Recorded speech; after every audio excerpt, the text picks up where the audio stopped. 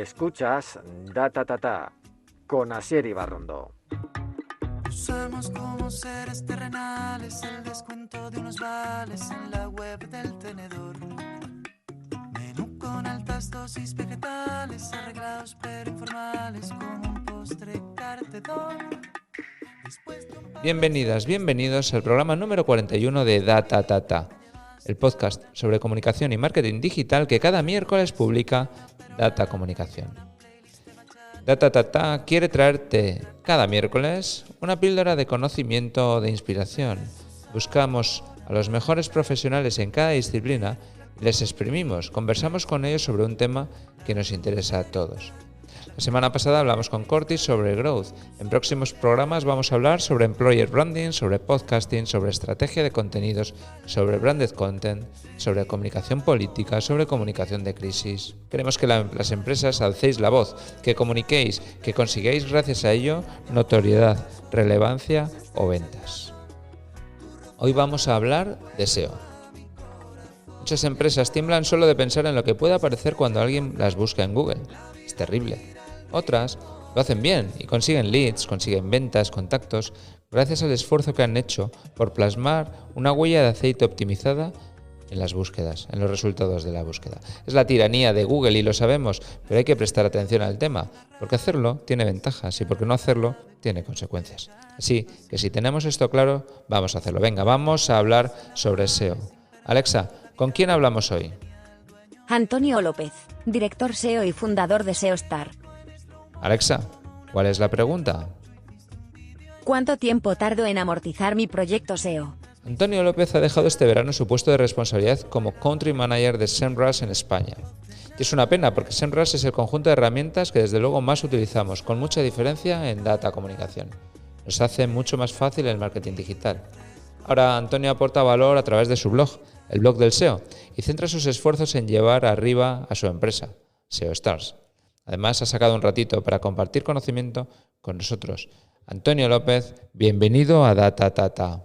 Hola, Sier, muchas gracias. Venimos hablando un ratito antes de empezar a grabar y comentábamos que habíamos apalabrado esta charla cuando eras el country partner de SEMrush aquí en España y algo que ya no es, y que esta es la primera entrevista que tienes como hombre libre. Sí, bueno, veníamos hablando un ratito. Siempre, en caso de estar en estudio de grabación, son los mejores momentos, los que siempre está con un café por medio, que, ¿sabes? Los off the record, ¿no? Los que están fuera de micrófonos, fuera de antena. En este caso estamos a través de las ondas, pero sigue habiendo buen rollo. Sí, es cierto, es la primera entrevista después de mi salida de SEMrush. La verdad que bueno, esto bueno, no deja de ser al final una coincidencia. Y nada, la verdad que yo estoy bastante contento de estar aquí con vosotros. Éramos dos personas, habíamos quedado para hablar de SEO y de SEMrush. Y de SEMrush, pero vamos a hablar. Podemos seguir hablando de SEMrush y de SEO de lo que quieras, ¿eh? Sí, no hay problema. Yo es la herramienta, la uso a todas horas, soy como un poco maníaco, pero me pasa que es como mi hija con el Instagram, que está todo el día mirando. Es un pedazo de herramienta. Es que es un pedazo de herramienta, ¿eh? O sea, ya te lo digo yo. Ahora ya no me pagan por decirlo, ¿eh? Bueno, pues oye, ahí les has dejado de maravilla, ¿eh? Oye, vamos a hablar un poco de SEO, ¿no? De la necesidad o no necesidad que tienen las empresas por cuidar un poco cómo es su presencia en entornos digitales, ¿no? Y esa es un poco la primera pregunta que te quiero hacer. ¿Tú crees que todas las empresas tienen que vigilar cómo aparecen en Google? Sí, realmente sí. O sea, real, necesaria y drásticamente sí. O sea, el SEO es imprescindible para todo el mundo. O sea, si quieres estar en Internet y quieres estar de una determinada forma, tienes que hacer SEO. Que sí, que está muy bien, que está también el social media, que está el AdWords, que está... hay muchos canales en los que te puedes apoyar para muchos objetivos que tengas, ¿no? Pero al final el SEO es el que va a estar ahí siempre, el que te va a ayudar a mejorar tu imagen, a mejorar tu marca, el que va a ayudar a que tengas más tráfico, el que va a ayudar a que vendas más y el que va a ayudar a que te hagas un hueco dentro del ecosistema digital. ¿Que el SEM con el SEM lo puedes conseguir también? Pues sí, pero el SEM es un pasivo, no es un activo, ¿no? Cuando inviertes estás y cuando dejas de invertir desapareces. Y luego dependes de un tercero de los precios de un tercero, más que de un tercero, porque en el SEO también dependes de un tercero, que si te sube los precios, pues te quedas un poco cao, ¿no? Hoy dependes incluso de la competencia que pujan por una palabra clave y se sube el precio y ya no es rentable el poder pujar por una palabra clave en concreto, ¿no? Y en el social media pues pasa 3/4 de lo mismo. Yo soy un ferviente... ¿cómo es la palabra? Defensor de el 360, digamos, ¿no? En el que todos los canales de comunicación, de captación, son necesarios. El SEO, el SEM, el email marketing, el social media, inbound marketing, dentro de todo lo que es el ecosistema digital. Pero sí que es cierto que de todo eso el SEO pues es una parte bastante importante que si no la tienes sufres. De hecho, la pregunta era un poco retórica porque a veces hay que decir las cosas, es importante que la diga otro por ti, ¿no? Está complicado que siendo SEO diga, no, el SEO no es. No, pero a veces hay empresas que dicen, no, es que no quiero estar en Internet. Pues es mentira, no es posible que una empresa no esté en Internet. O sea, me da igual que seas una matricería que haces tornillos y que tus 3 clientes son tus 3 vecinos de al lado. O sea, puedes tener un problema si no miras un poco cómo estás apareciendo, qué están diciendo de ti. A ver, yo conozco gente que no quiere estar en Internet, ¿eh? Y gente que no quiere que su blog aparezca. Por ejemplo, mira por ejemplo, el amigo Lino, bueno, de ahí también de Euskadi, él es de Donosti. Sí. Tú eres de Bilbao, ¿verdad? Con lo cual, ellos, Funnelpunk, si lo buscas el robot TXT, bueno, no aparece en Google, solo aparece indexado porque Google lo indexa, pero en el robot TXT no le permite la indexación, o sea, no le permite el rastreo a Google, con lo cual lo indexa porque aparecen señales desde otro sitio y Google lo detecta y lo indexa, ¿no? Por enlaces externos y demás, pero no puede tener la descripción ni puede tener nada. Es decir, es un caso en el que ellos... además, a mí Lino me explicó, bueno, que no prefería no salir, ¿no? Ellos tienen otros clientes de otra forma, más grandes, etcétera, etcétera, y bueno, les va bastante bien. En el caso de empresas chiquititas, pero es un caso muy, muy, muy gore, ¿no? O sea, muy radical. En el caso de las empresas normales, de que no suelen tener una persona de marketing, no suelen entender, no suelen contar con alguien de SEO, por ejemplo, lo normal es que te digan que no quieren estar porque no tienen pasta para estar, ¿no? Porque piensan que le va a suponer un presupuesto bastante alto o que le van a engañar o que no sé, algo así, ¿no? Pero no, lo normal es que todo el mundo quiere estar en Internet. Que todo el mundo quiere aparecer y aparecer bien. Y lo más arriba posible. Oye, tú tienes el blog del SEO, tienes una agencia que lo hace bastante bien a estos niveles y en este tema que estamos trabajando. ¿Cómo empiezas con un cliente? A ver, pues normalmente nosotros no tenemos departamento comercial, no vamos a captar ese cliente, ¿no? El cliente nos llega a nosotros por determinados medios, por conferencias, por el blog, por la agencia, por otros clientes, etcétera, etcétera, ¿no? Hay una diferencia muy grande entre si el cliente sabe que quiere trabajar con nosotros y ha decidido trabajar con nosotros, a si el cliente lo que busca es un presupuesto de un proyecto y hay que convencerlo, ¿no? de trabajar con nosotros. En el primero sí que es cierto que el precio no se mira tanto, aunque nosotros preparamos un presupuesto lo más ajustado posible, lo más adaptado a lo que realmente los objetivos que quiere el cliente, y se mira muchísimo la estrategia, ¿no? El tipo de estrategia que nosotros vamos a hacer. En el segundo caso, normalmente se mira bastante más el precio y hay que convencerlo de precio. Sí que es cierto que nosotros no solemos regatear ni solemos hacer reajustes de presupuesto ni nada de esto, ¿no? O sea, el precio que presentamos es el que hay, si lo aceptas, lo aceptas y si no, podemos ver exactamente si hay algún tipo de trabajo que hay que hacer con el presupuesto, horas de más, horas de menos, me refiero, ya no horas, sino trabajos de más, trabajos de menos, que pueda ser porque no hemos dado con lo que realmente necesita el cliente, ¿no? Y hemos puesto trabajos de más a la hora de hacer, ¿no? Pero no solemos decir, venga, te voy a bajar el presupuesto un 10%, un 15%, me lo hace... No entramos en ese juego. Una vez que el cliente ha aceptado el presupuesto, lo que hacemos es una reunión con él, definiendo pues todo el timing, una carta de bienvenida, etcétera, etcétera, con todos los timings del proyecto, lo que se va a hacer en cada fase. En la primera fase normalmente es una auditoría del proyecto, en el caso de que sea un proyecto ya existente. Si el proyecto es nuevo, se hace una consultoría, ¿no? Que es una consultoría con el departamento de con los programadores para decirle cómo tienen que desarrollar el proyecto, cómo tienen que hacerlo desde el punto de vista estratégico SEO, ¿no? Una vez que se ha desarrollado la auditoría, se desarrolla la parte estratégica, ¿no? Toda la parte con un documento donde definimos cómo va a ser la estrategia en los próximos meses y desde todos los puntos de vista, desde el punto de vista de rastreo, de indexación, de enlaces, pues no sé, de arquitectura, de todo, ¿vale? Se planifica todo, incluso parte de calendario editorial, etcétera, etcétera, y a partir de ahí se comienza una dirección SEO, de forma que nosotros pues dirigimos el proyecto SEO y bueno, hay una serie de acciones que nosotros realizamos mensualmente con el proyecto, ya no solo desde la captación de enlaces, sino desde la verificación de que todo esté correcto, ideas nuevas para generar mayor tráfico, visualización de los trabajos que se han hecho o que se deberían de haber hecho desde el punto de vista de programación, etcétera, etcétera, ¿no? Bueno, hay otras muchas más, ¿no? Y a partir de ahí, pues siempre hay una serie de reportes y una serie de feedback que hace que dé un poco sentido a todo esto, ¿no? Al final, si no hay reportes, pues no se puede actuar, ¿no? No se puede actuar en consecuencia. Vale. O sea, todo preparado, planificado y programado con calendario y plazos vista. Normalmente sí, luego siempre te puedes salir un poquito, pero sí que es cierto que nosotros además trabajamos con un gestor de proyectos e integramos al cliente dentro del gestor de proyectos, de forma que nosotros le asignamos tareas a ellos nos ven lo que estamos haciendo nosotros, etcétera, vale. etcétera. En el plan SEO, imagínate que estás con data comunicación y vamos a ¿dónde pones el foco? En mirar mi web y si está, en crear links para mi casa, en invitarme a crear contenido, en revisar los textos que tengo y cambiarle las palabras clave. ¿Dónde están los pesos? Depende de... Normalmente lo que se hace siempre es una auditoría inicial. Entonces, lo que nosotros hacemos en esa auditoría, que la segmentamos en un montón de fases, ¿no?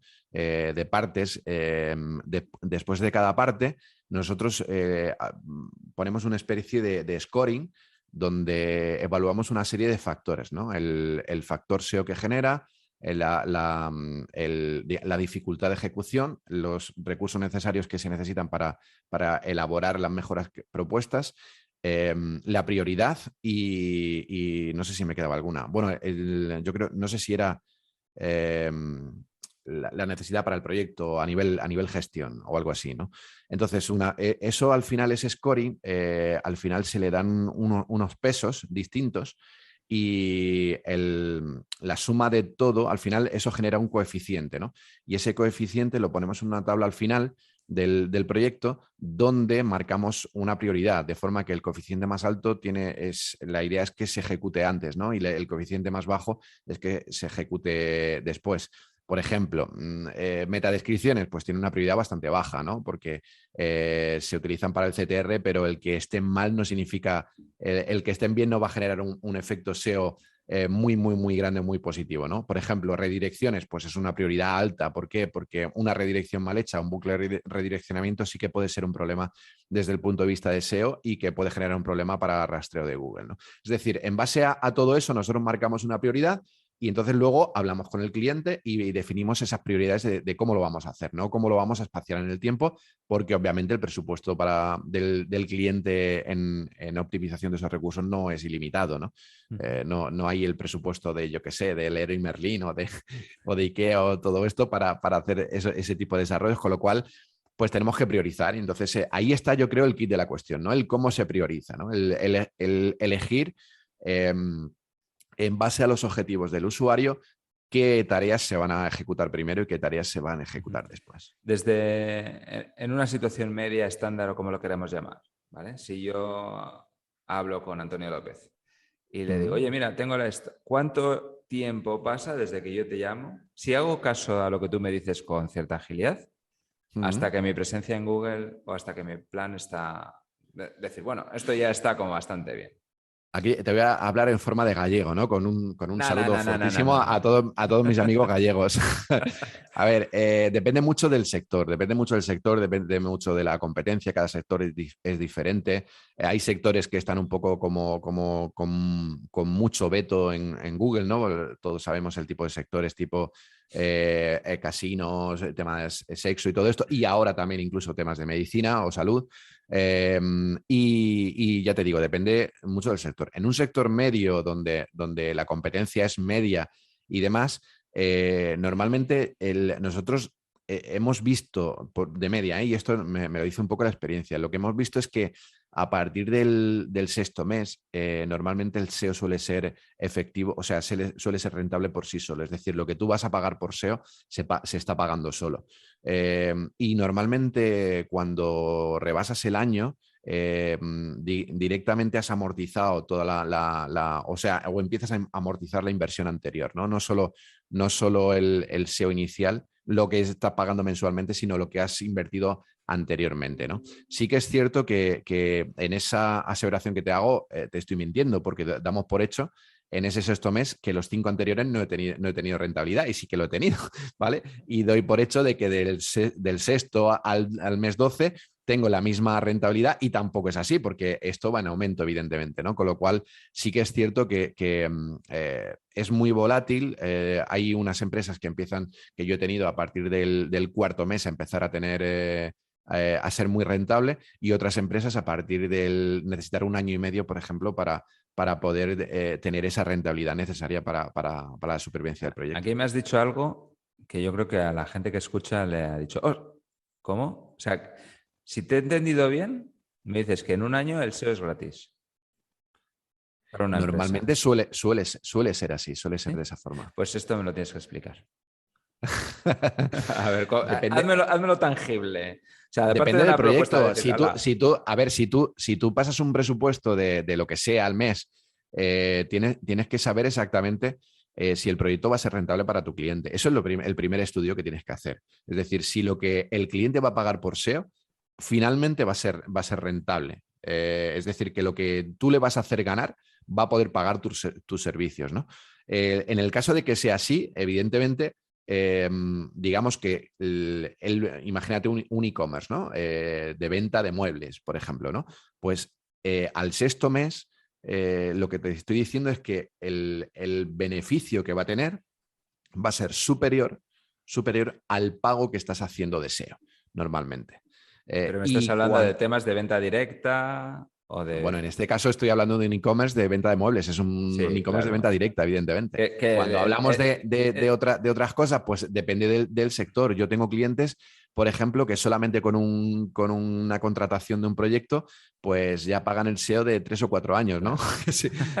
Proyectos de 3 millones de euros o de 4 millones de euros, ¿no? Entonces, es muy distinto. Pero cuando te hablo de media, de un e-commerce donde evidentemente paga un SEO más o menos medio, en un sector medio, y que normalmente a partir del sexto mes suele ser bastante, digamos, lo que paga de SEO, lo que factura suele ser superior a lo que está pagando de SEO, ¿no? El beneficio que le queda suele poder pagar el SEO, y el SEO se paga por sí solo a partir del sexto mes. Y te hablo de media, ¿no? Y a partir del mes 12, que es el que te decía, empiezas a amortizar, te da para amortizar toda la inversión que tú has hecho al principio, en el mes 1, el 2, el 3, el 4 y el 5, que se supone que no tienes beneficio, ¿no? Mira, esto es algo que nunca me había planteado racionalmente o de forma estructurada justificar, pero creo que es súper interesante. A mí me ocurrió el viernes pasado, el jueves publicamos la web de un cliente, Intelligent Mobility, y el viernes nos pidieron un presupuesto por la web. Y dije, coño, igual el primer día ya he rentabilizado el contrato que me va a hacer para los próximos años, ¿no? Pues seguramente. Claro, absolutamente. Pero nunca me había planteado utilizarlo como argumento de venta, pero me parece que es bastante evidente, ¿no? El resto de sectores así lo hacen. Es decir, sí, claro. el social media al final lo va a usar como argumento de venta el número de clics que consigue mandar a su página web y el número de no sé cuánto. Como sabes, nosotros en el SEO no garantizamos número de clics, no garantizamos primera posición en ningún sitio, porque si la garantizamos te estamos mintiendo, etcétera, etcétera, ¿no? Entonces, sí que es cierto que de media pues tenemos una experiencia anterior, pero bastante grande en el caso nuestro, y vemos un poco cómo se comporta. También es cierto que yo soy un poco loco de los números, ¿no? Y nosotros medimos hasta el dinero que hemos hecho facturar a nuestros clientes año a año, ¿no? Y algunos sin contar algunos proyectos que no podemos medirlo, ¿no? Que solamente los e-commerce de venta directa, que podemos llegar a Analytics y hacer un listado de todo lo que factura y sacarlo, ¿no? Obviamente sin nombre y apellidos, pero para nosotros es importante saber que nosotros estamos haciendo ganar dinero a nuestros clientes. Nosotros en proyectos de inbound sí puedo hacer una estimación, es decir, ahora mismo no te puedo decir, pero dentro de 6 meses seré capaz de decir, invierte 4 que sacarás 6. Pero en el tema de SEO no me lo había planteado y mira, algo que me llevo del dato. Al final el SEO no deja de ser matemáticas desde el principio hasta el final. O sea, es matemáticas en cuanto a los algoritmos y sigue siendo matemáticas en cuanto a los números al final, ¿no? Y en rentabilidad. Oye, cuéntame algún caso así guau que tengas o cuéntame cosas. Guau, ¿en qué sentido? Pues algún proyecto que hayas hecho súper chulo, el mayor reto que hayas conseguido Mira, superar.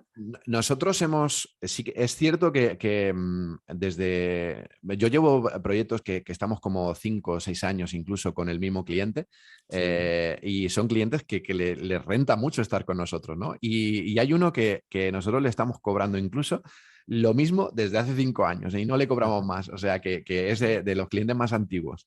Pero es un cliente que le renta mucho estar con nosotros porque hemos conseguido hacerlo de la nada, hacerlo líder del mercado, ¿no? Es decir, nació con nosotros, nosotros incluso le hicimos una web gratis y explico lo de gratis, porque tenía una web en HTML, no sé cuánto, y yo personalmente le cogí no sé, en 1 hora, 2 horas, le monté toda la web que tenía en HTML, se la monté en WordPress y le hicimos el proyecto ya un poco más serio, ¿no? Le ayudamos con una tienda online que tenía, porque nosotros, bueno, antes de 2017 nosotros hacíamos diseño web también, anteriormente, pero bueno, desde 2017 solo hacemos SEO. Y le ayudamos con una tienda online que tenía porque, bueno, no se la terminaron, etcétera, etcétera, y se la terminamos nosotros. Es decir, nació con nosotros el proyecto. A partir de ahí lo conseguimos poner líder, está líder de su sector, y la verdad que bueno, claro, llega un contacto a través de la web pues no sé qué te voy a decir yo, pues un cliente muy potente que puede ser Adif o puede ser yo que sé, Repsol o puede ser lo que sea, que te genera un contrato de 6 millones de euros, de 5 millones de euros, etcétera, etcétera, ¿no? Entonces, solamente con un contacto que llegue ya ha justificado todo el trabajo que se ha hecho SEO de la web. Y la verdad que es bastante interesante. Y lo hicimos también con otro cliente anterior que de la nada, o sea, era una empresa que estaba de sector agricultura, que estaba en 11 países y tenía presencia en 11 países, pero la imagen que tenía a nivel internet era 0, o sea, no tenía nada. Y de la nada conseguimos ponerla. Sí que estuvimos tardamos unos 2 años en conseguir ponerlo por encima de la competencia. No en rentabilidad, no en tener rentabilidad, pero sí en ponerlo por encima de la competencia. Y bueno, pues a día de hoy todavía yo hace como 7 meses o así que no llevo el proyecto ese, que no llevamos en la agencia por diferencias en temas de presupuesto y todo esto. Y la verdad que bueno, todavía siguen líderes en el sector por encima de la competencia.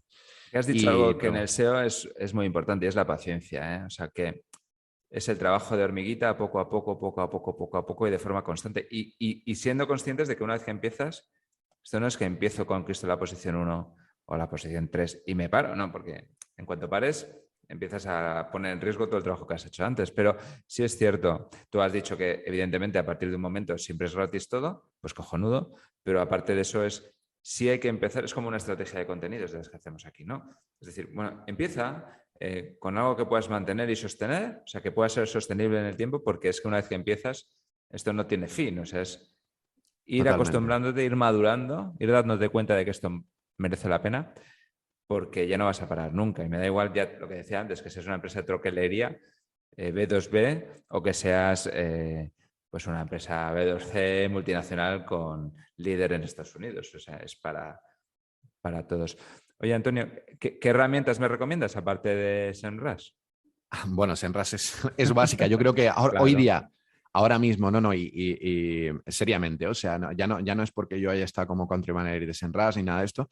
Yo creo que ahora mismo ningún SEO podría sobrevivir sin tener SEMrush, ¿no? Desde todos los puntos de vista, porque es necesaria para link building, es necesaria para creación de contenido, es necesaria para keyword research, es necesaria para un montón de cosas y sobre todo para seguimiento, ¿vale? Recomiendo Screaming Frog. Creo que es justo junto a SEMrush es la básica que todo SEO debe conocer, tiene la obligación de conocer, obviamente. Recomiendo que pilote mucho de Google Sheet o de Excel. Y si haces cositas con Google Sheet, normalmente tipo XPath y todo esto, o XHTML, con la función XHTML, puedes hacer cosas súper chulas, ¿vale? O sea, Sí. que alguien, el que quiera, que lo pruebe, que lo que he dicho, y si no, que me contacte por Twitter y le digo más, ¿no? Pero se pueden hacer cosas súper chulas con la función XML. Creo que es básico. Luego Data Studio creo que nos hace que tengan mucha facilidad a la hora de los informes, cosa que nos ha costado muchísimo a los SEO desde mucho tiempo y que además hemos tenido un problema siempre, y es que hemos asociado siempre el informe final a la factura, y si no hay informe porque te cuesta sacarlo, lo que sea, no hay factura. Con lo cual tienes algunos clientes, o tenías algunos clientes que tienes como 4 o 5 facturas sin cobrar y habiéndole trabajado el SEO, ¿no? No sé si te habrá pasado a ti como Sí. agencia en algún momento, pero En el caso de nosotros... SEMrush, la conexión con Data Studio en la versión Pro, que es la básica para los que empiezan, la han capado. Son un poco canallas. O sea, tienes que Sí, tener bueno, segundo estaba plano. capada desde hace mucho tiempo, solamente para probarla al principio, pero y luego la dejaron solamente para la business. Y Eso desde es. hace un tiempo la abrieron también para la Gurú Ahí, directamente. Entonces solo tienes que tener a partir de la Gurú para poder hacerlo. ahí está. O sea que, pero bueno, ya te digo que sí que es cierto que hay cosas de SEMrush que necesitas contratar adicionalmente. Por ejemplo, hay un Claro. módulo de SEMrush que es de tipo lo que hace SimilarWeb, que es de Traffic Analytics, que es una barbaridad, es una pasada para conocer el mercado, hacer estudios de mercado, etcétera, etcétera. Y la verdad que, claro, hay que pagar adicionalmente por esto. Aquel que lo vaya a desarrollar y que se dedique a tema internacional o a tema de desarrollo de nuevos negocios o lo que sea, pues le va a venir genial, porque es fundamental a la hora de trabajarlo. Pero sí que es cierto que tienes que pagar un extra por ese add-ons, ¿no? Ajá. Y luego para estar al día el blog del SEO, claro. Sí, hombre, claro. Hombre, evidentemente. No, a ver, sí que es cierto que lo tengo un poco... Ahora nos estamos poniendo las pilas desde la Claro. salida de SEMrush y estoy intentando publicar más, publicando cada semana, ¿no? Ya los últimos artículos que yo creo que he publicado han sido de rastreo de indexación y de intenciones de búsqueda, y tenemos por ahí uno que se va a publicar también esta semana ya te digo, de temas de redirecciones y demás. Y estoy prestándole mucha atención también a mi canal de YouTube, también para que, bueno, pues ir un poco al día y captar cada vez nuevos suscriptores. La verdad que está funcionando bastante bien. Y bueno, era un canal que yo lo tenía de cajón desastre, ¿no? Donde yo metía todo lo vídeo que quería. Tengo hasta un vídeo de Trello, por ejemplo, que que explicaba cómo funcionar Trello hace como 5 años, que tiene como 350.000 reproducciones o cosas así. Es una barbaridad. Pero mira, me ha hecho que ese vídeo me ha hecho que pueda monetizar mi canal y que pueda tener una serie de suscriptores que no lo hubiese conseguido de otra forma, ¿no? Me gusta mucho escuchar a un SEO hablar de lo importante que es crear contenido de valor y ser Es constante en la fundamental. Yo publicación creo, de cantar. Claro. es fundamental, pero lo hace todo el mundo. Mira, si miras, por ejemplo, los blogs que se han comportado top desde hace mucho tiempo, como por ejemplo desde el punto de vista de blog como Marketing and Web de Miguel Florido, blog como el 3.0 de Dean o de Rubén Alonso, o etcétera, etcétera, ¿no? O incluso de las agencias, ¿no? De otras agencias. Te das cuenta que lo hacen muy bien desde el punto de vista de contenido, la cadencia del contenido y el tipo de contenido. Otra cosa si lo hacen a través de guest posting o lo hacen directamente ellos. pero sí que ha funcionado muy bien y es básico el crear contenido. Entonces, si ellos tan grandes, o sea, si esos que tienen mucha atracción, mucho SEO, mucha marca, etcétera, etcétera, lo hacen, es porque renta mucho. SEMrush incluso, ¿no? Con publicaciones de 3 o 4 artículos semanales en el blog, un vídeo semanal, etcétera, etcétera, ¿no? Creo que es básico el trabajar eso. Y yo lo tenía bastante descuidado y obviamente es ultra necesario. ¿Sabes lo que pasa? Pero igual... Que nosotros hacemos estrategias de contenido y claro, ¿qué nos ocurre con los clientes? Que es que crear contenido cuesta. O sea, crear contenido, si te pones, no cuesta, pero ser interesante, diferente, ser de interés. O sea, si no te cuesta, estás haciendo un hablar por hablar. Estás diciendo obviedades que se te ocurren según vas y las vas surgiendo. Entonces, crear de contenido de valor de forma regular tiene un retorno de la pera. Pero claro, hay que esforzarse. Entonces, los que estamos convencidos como tú, ¡pum!, lanzamos y no tenemos dudas, pero cuando tienes que hablar con alguien que hace, yo te digo, pues que hace otra cosa, que su negocio es otro, bueno, pues hay que hacérselo ver, ¿eh? Y demostrárselo, como decías tú, con números y con datos.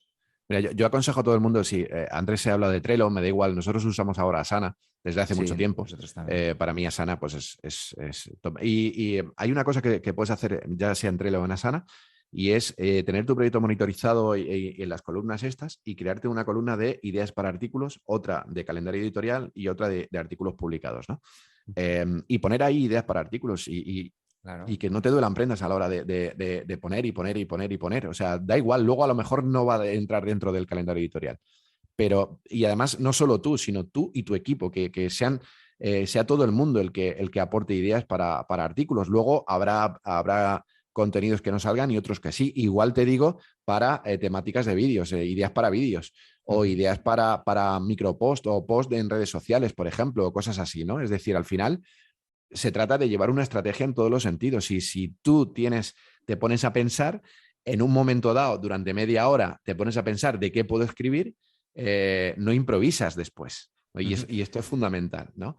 Porque en esa media hora vas a ser súper productivo en ideas para artículos y las vas a escribir y vas a tener mogollón de ideas que luego vas a poder desarrollar. Claro. Mira, vi una conversación que tuviste con Isabel Romero de Metricool, en la que hablaba el título del vídeo es para que la gente lo quiera ver, cómo hacer un keyword research. Sí, bien hecho, pero ahí planteabais cómo hay que responder a todas las preguntas en función del estado del usuario, ¿no? Cuando se está planteando hacer una compra, cuando ha decidido que la va a hacer y está buscando marcas y el después.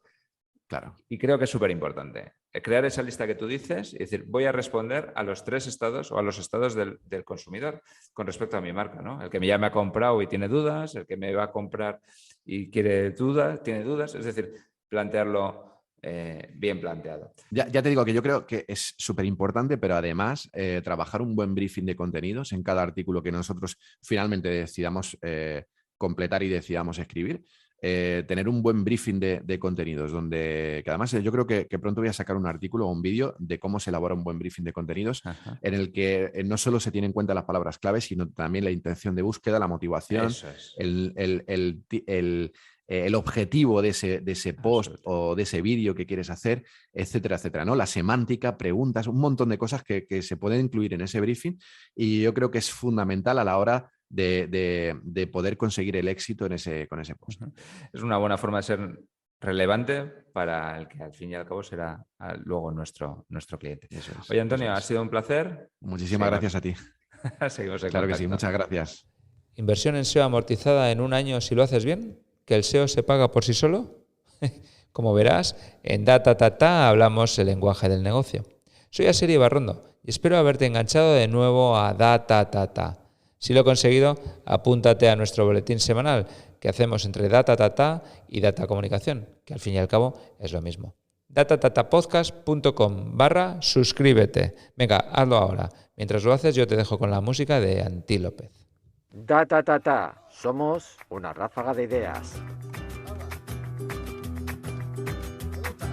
Fuiste drama de honor con un trapero empotrao, hombre lobo en París.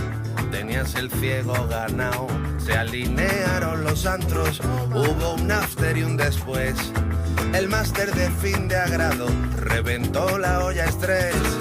Al grito de Santa Iceña, 2 años de identidad, la pota que calma el bazo, facha de caducidad, empresario puerco esquín, de tu voz entrecuartada, ansiolítrico y de hace paja, y te entraron patriarcadas, activíctima, prístina, gran cicatriz de reparto, activíctima, prístina, divina con medias de esparto, activíctima, prístina, y por desamor al arte, decorarte, reformarte, rejuntarte y más formas de arruinarte.